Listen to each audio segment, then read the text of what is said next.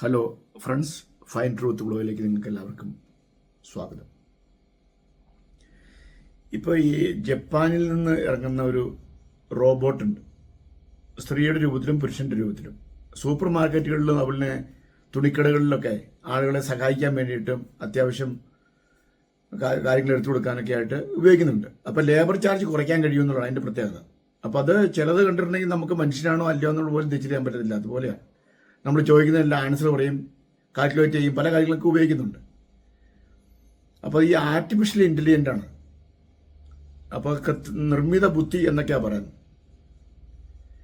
അപ്പോൾ എൻ്റെ ഒരു ചോദ്യം, അത് ആ റോബോട്ടിൽ എന്താണോ ഫീഡ് ചെയ്ത് വെച്ചിരിക്കുന്നത് അത് മാത്രമേ അത് ചെയ്യത്തുള്ളൂ. അപ്പോൾ സാധ്യമായ കുറേ അധികം വിവരങ്ങൾ എല്ലാத்தைയും ഫീഡ് ചെയ്ത് വെച്ചിട്ടുണ്ട്. അതനുസരിച്ച് അത് പ്രതികരിക്കും. ഇങ്ങനെ ചോദ്യം ചോദിച്ചാൽ എന്ത് മറുപടി പറയണം, അല്ലെങ്കിൽ വേറൊരു ചോദ്യം ചോദിച്ചാൽ എന്ത് മറുപടി പറയണം, അങ്ങനെ ഓരോ സാഹചര്യത്തിനനുസരിച്ച് എന്താണ് വേണ്ടതെന്നുള്ളത് ആലോചിച്ച് തീരുമാനിച്ച് അതിൽ ഫീഡ് ചെയ്തിരിക്കുകയാണ് ചെയ്യുന്നത് അതിൻ്റെ മെമ്മറിയിൽ. അപ്പോൾ അതനുസരിച്ച് ആ സാഹചര്യം വരുമ്പോൾ അതനുസരിച്ച് അത് പ്രവർത്തിക്കുന്നു. അതിനൊരിക്കലും ജീവനില്ല എന്നുള്ളത് സത്യാവസ്ഥമായ സംഗതിയാണ്. പക്ഷെ നിങ്ങൾ ചിന്തിച്ച് നോക്കിയാൽ ആ റോബോട്ടിൻ്റെ ഒരു വലിപ്പം നിങ്ങൾ ഓർത്ത് നോക്കിയാൽ ഏകദേശം മനുഷ്യൻ്റെ വലിപ്പമൊക്കെ ഉണ്ട് അല്ലേ? എന്നാൽ ഇതൊന്നുമില്ലാതെ ചെറിയ ഉറുമ്പുകൾ നിങ്ങൾ നിരീക്ഷിച്ചിട്ടുണ്ടോ അല്ലേ? അത് ഇതുപോലുള്ള നിർമ്മിത ബുദ്ധി അല്ല, ആണോ? അങ്ങനെയാണോ പറയുന്നത്? അല്ലല്ലോ, മനുഷ്യൻ ഉണ്ടാക്കി വെച്ചതൊന്നും അല്ലല്ലോ. അത് സൃഷ്ടിയിലുള്ളൊരു സംഭവമാണ്. അപ്പോൾ ഒരു ഉറുമ്പ് എന്ന് പറയുമ്പോൾ വളരെ ചെറിയ ഉറുമ്പുണ്ട്, വളരെ നിസ്സാരമായ ഉറുമ്പുകൾ അല്ലേ? അതിലും ചെറിയ പ്രാണികളുണ്ട്. ഒരുപക്ഷെ നമുക്ക് അത്ര സൂക്ഷിച്ച് നോക്കിയാൽ മാത്രം കാണാൻ കഴിയുന്ന പ്രാണികളുണ്ട്. ആ പ്രാണികൾക്ക് എന്തുണ്ട്? കൈയുണ്ട്, കാലുണ്ട്, ദഹനേന്ദ്രിയങ്ങളുണ്ട്, അതുപോലെ തന്നെ അതിന് തലച്ചോറുണ്ട്. ഇതെല്ലാം അതിന് സെറ്റ് ചെയ്തിട്ടുണ്ട്. അപ്പോൾ അത്രയും ചെറുതായിട്ട് ഈ സംഭവങ്ങളെല്ലാം സെറ്റ് ചെയ്യാൻ തക്കണം കഴിയുന്ന ഒരു ടെക്നോളജി എന്ന് പറഞ്ഞാൽ നിങ്ങളെന്ന് ഓർത്ത് നോക്കിയത് അതെന്താണെന്ന് സംബന്ധിച്ചു അല്ലേ? ഇനി നമ്മൾ ഇപ്പോൾ സ്വാഭാവികമായിട്ട് എന്താണോ ഫീഡ് ചെയ്തിരിക്കുന്നത് മാത്രമേ ചെയ്യുള്ളൂ എന്നുള്ളതാണ് നമ്മൾ റോബോട്ടിനെ സംബന്ധിച്ച് പഠിച്ചത്. അപ്പോൾ ഒരു ഉറുമ്പ് അല്ലെങ്കിൽ ആ ചെറിയ പ്രാണി ഇങ്ങനെ നടന്നു പോകുന്നു. അപ്പം നമ്മൾ അതിൻ്റെ ഫ്രണ്ടിൽ കൊണ്ടൊരു തടസ്സം സൃഷ്ടിക്കുന്നു. അപ്പോൾ എന്ത് ചെയ്യും? അത് ഒന്നെങ്കിൽ അതിനെ മറികടക്കാൻ അതിലൂടെ കയറി അത് അപ്പുറത്ത് കിടക്കും, അതല്ലെങ്കിൽ വേറൊരു വഴിക്ക് മാറിപ്പോവും. ഇതിനെ ആര് പരിശീലിപ്പിച്ചതാണ്? ഇതിങ്ങനെ സംഗതി ഫീഡ് ചെയ്തിട്ടുണ്ടോ? ഇല്ല. അപ്പോൾ അത് എന്താണെന്ന് വെച്ചിട്ടുണ്ടെങ്കിൽ അതിൻ്റെ സാഹചര്യങ്ങൾക്കനുസരിച്ച് പൊരുത്തപ്പെടാൻ തക്കൊണ്ട് അതിൻ്റെ മെമ്മറിയിൽ അങ്ങനെ കാര്യങ്ങളുണ്ട്.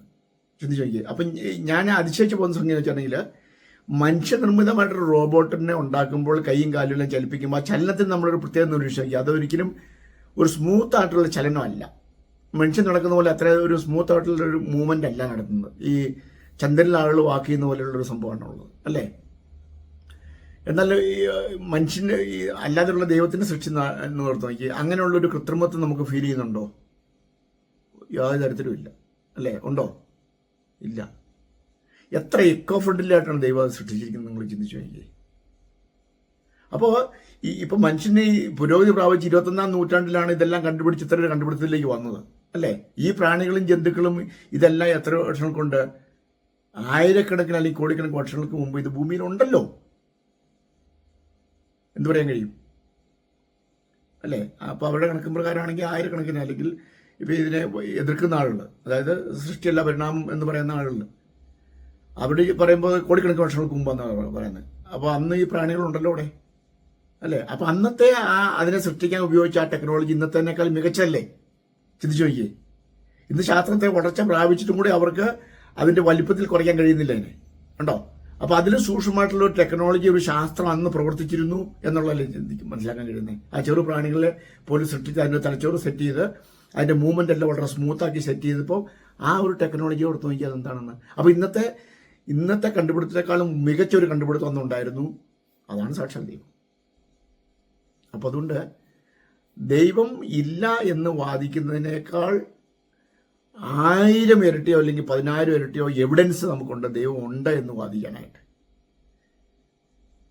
അതാണ് എൻ്റെ കാര്യം. ഇതൊക്കെ കൃത്യമായിട്ടുള്ള കാൽക്കുലേഷനാണ്. അപ്പോൾ ഇപ്പോൾ ഉള്ള റോബോട്ടിനെ കൊണ്ടുവന്നിട്ട്, ചൈനയിൽ നിർമ്മിക്കുന്ന റോബോട്ടിനെ കൊണ്ടിട്ട് നിങ്ങളുടെ മുന്നിൽ നിർത്തുമ്പോൾ നിങ്ങൾ അതിശയിച്ചു പോകുന്ന മൂവ്മെൻറ്റും പ്രവർത്തനങ്ങളെല്ലാം കാണുമ്പോൾ അതിനേക്കാൾ എത്രയോ മികച്ച ഒരു റോബോട്ടാണ് നിങ്ങളെന്ന ആള്. ചിന്തിച്ചു നോക്കി, അതിനെക്കുറിച്ച് എന്താ നിങ്ങൾ അതിശയിക്കാത്തത്? നിങ്ങൾ തലച്ചോറിൻ്റെ പ്രാപ്തിയും കൈയും കാലുകളുടെ മൂവ്മെൻറ്റും നിങ്ങളുടെ മെമ്മറി കപ്പാസിറ്റി ഇതൊക്കെ ഒന്ന് ഓർത്ത് നോക്കിയേ.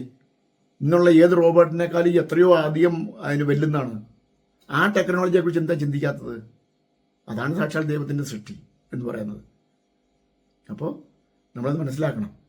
അപ്പോൾ അതുകൊണ്ട് ദൈവം ഉണ്ട് എന്ന് മനസ്സിലാക്കാൻ നമുക്ക് ഒരുപക്ഷെ കോടിക്കണക്കിന് തന്നെ തെളിവുകൾ നമുക്ക് ഹാജരാക്കാനുണ്ട് എന്നുള്ളതാണ്. അപ്പോൾ നമ്മളതിനെക്കുറിച്ച് വിലയിരുത്തിയാൽ മാത്രം മതി. അപ്പോൾ അതുകൊണ്ട് ഇന്നത്തെ ഈ കണ്ടുപിടുത്തത്തിലുള്ള ചൈനയുടെ കണ്ടുപിടുത്തത്തിലുള്ള ആ റോബോട്ടുകൾ കണ്ട് നിങ്ങൾ അതിശയിക്കുന്ന നിങ്ങൾ ആരെങ്കിലും പറയുമോ തന്നെ ഉണ്ടായതെന്ന്? ചൈനയിൽ ഒരു സുപ്രഭാതത്തിൽ ഒരു കർഷകൻ്റെ പാടത്തു നിന്നുണ്ടായി വന്നെന്ന് നിങ്ങൾ പറഞ്ഞാൽ വിശ്വസിക്കുമോ? ഇല്ലല്ലോ. അതിന് നിങ്ങൾ ഒരു കണ്ടക്ഷൻ വിശ്വസിക്കുകയല്ല. കാരണം അതിൻ്റെ പ്രവർത്തനങ്ങൾ കാണുമ്പോൾ നിങ്ങൾക്കത് അതിൻ്റെ പിന്നിലൊരു നിർമ്മാതാവ് ഉണ്ടെന്ന് നിങ്ങൾക്ക് മനസ്സിലാക്കാൻ കഴിയും. എന്നാൽ അതിനേക്കാൾ മികച്ച സൃഷ്ടികളായിട്ടുള്ള 100 കണക്കിന് സൃഷ്ടികൾ ഇന്ന് ഭൂമിയിലുണ്ടല്ലോ. അത് കണ്ടിട്ട് എന്തുകൊണ്ട് അതിന് മുന്നിലൊരു സൃഷ്ടാവ് ഉണ്ടെന്ന് സമ്മതിക്കാതെ മറിച്ചാൽ സൃഷ്ടാവ് ഇല്ലെന്ന് പറയാനുള്ള കാരണം എന്താ?